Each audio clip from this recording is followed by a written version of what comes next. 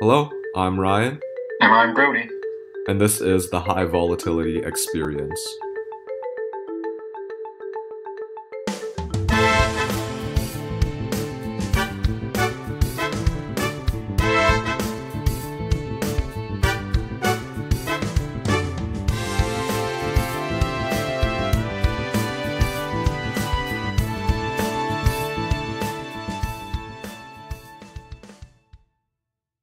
Big news story this week coming out of the Suez Canal in Egypt.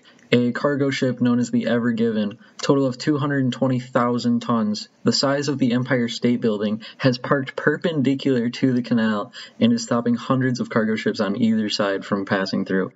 This behemoth of a container ship, one of the largest container ships in the world, since Tuesday, so for 6 days now, has been stuck in a narrow one-lane stretch about 3.7 miles north from the canal's southern entrance, and this is near the Egyptian city of Suez. On today's episode, we are going to be talking about not really how or why it got stuck, because this is a market podcast. We are going to be discussing more so the significance of the Suez Canal in maritime global trade and the impact on the market and other extensions.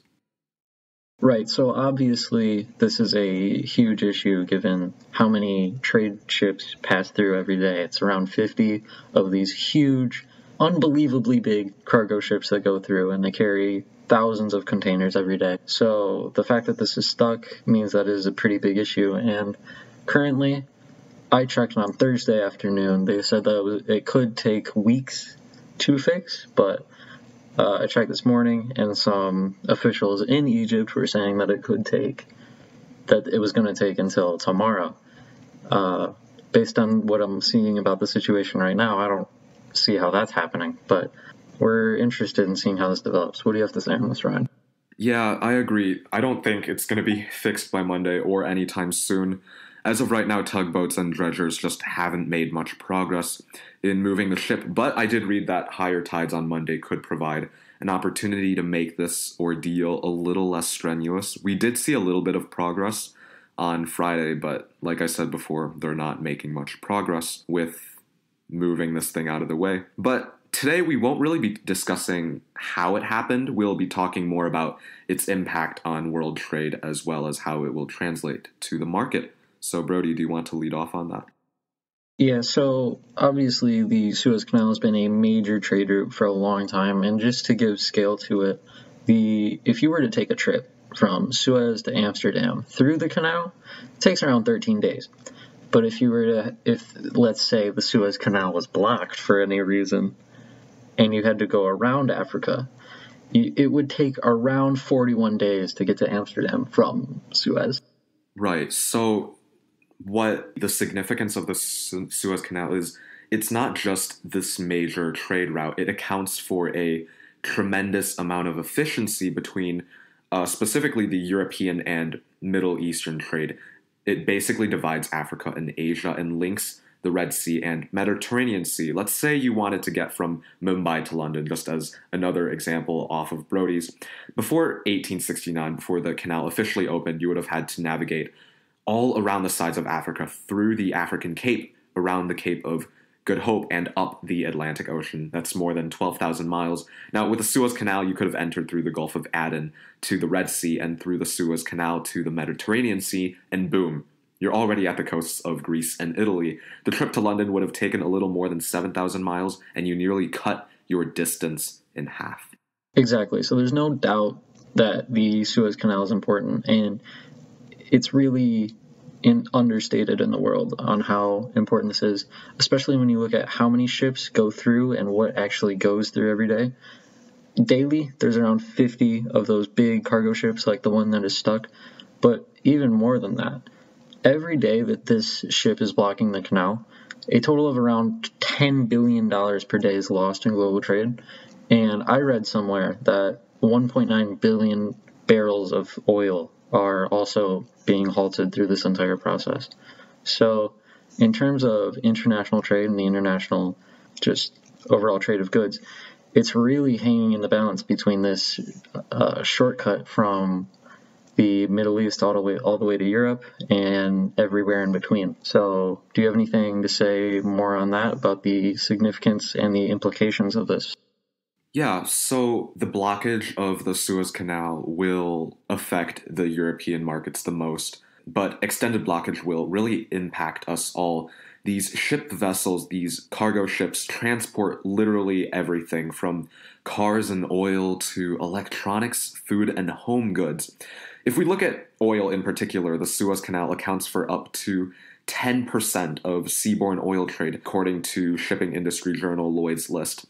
As Brody mentioned earlier, 1.9 million barrels of oil are transmitted through the canal every day. Now, if you look at the United States oil ticker USO, it tumbled more than 5% on Tuesday, the day Ever Given got stuck, but it rebounded 4% on Friday over speculation on how long the cargo ship would be stuck.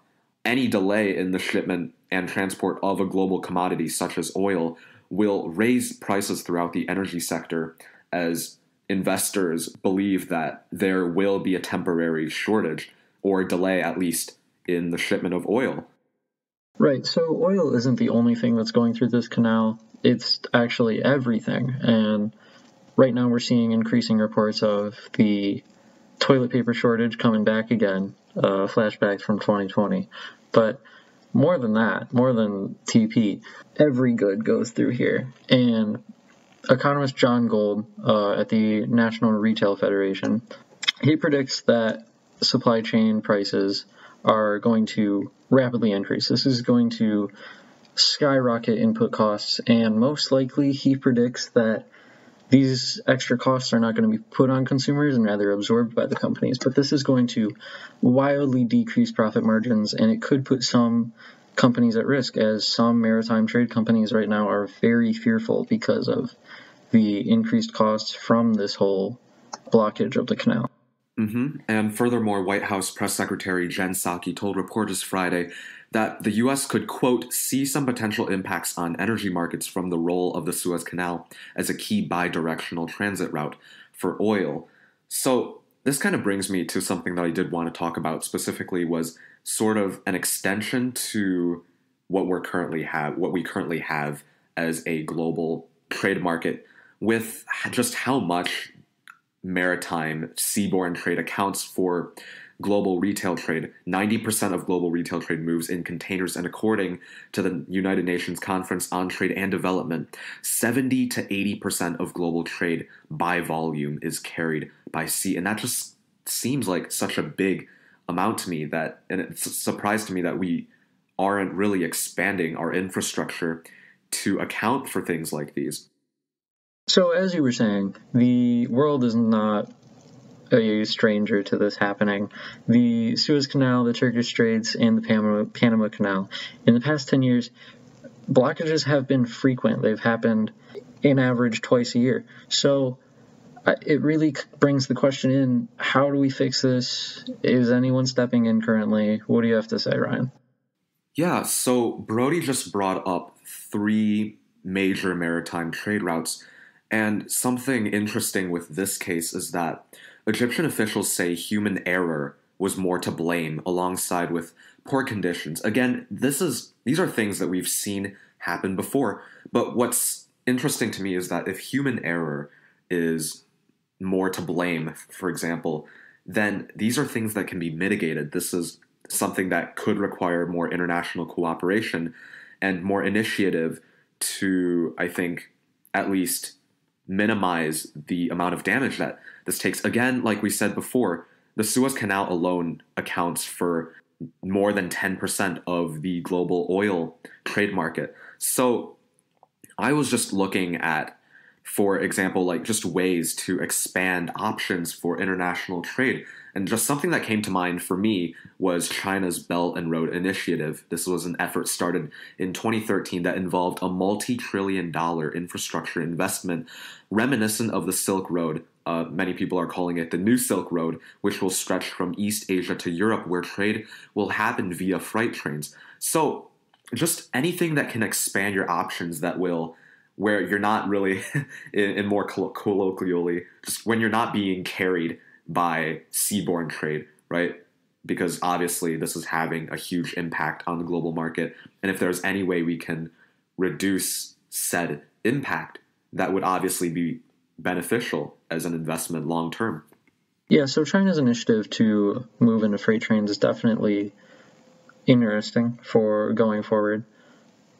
How it plays out, I think we'll have to see, but overall, I think the message here is that if the officials and the people working down in the Suez Canal do not get this cleared soon enough, it's possible that we could see a short-term rise in global inflation, which could just add a little bit of uncertainty, especially with the pandemic, which seems to have kind of disappeared in the headlines recently. But all in all, I think going forward, the initiative into moving away from maritime transport, in my opinion, I think we need less dependency on these routes working and these routes being clear for everybody. Would just benefit whether freight trains or any other innovative form of transport.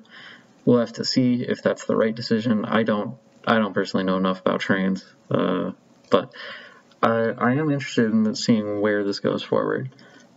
We'll see if there's any development going into next week, as we will be recording the next episode and getting that posted next week on any developments that happen in Suez, Egypt.